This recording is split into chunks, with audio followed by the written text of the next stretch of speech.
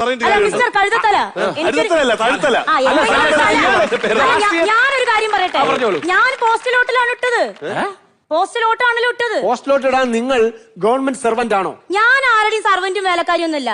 ഞാൻ ഒറ്റക്കാലിൽ നിൽക്കുന്ന മറ്റുള്ളവരെ ആശ്രയിച്ചു കഴിയുന്ന ഒരു സ്ത്രീയാണ് മിസ്റ്റർ. ആഹാ, നിങ്ങൾ പോസ്റ്റലോട്ടാണ് ഇട്ടെ. അപ്പൊ നിങ്ങൾ സ്ഥലത്തുണ്ടായിരുന്നില്ല? ഞാൻ സ്ഥലത്തുണ്ടായിരുന്നു.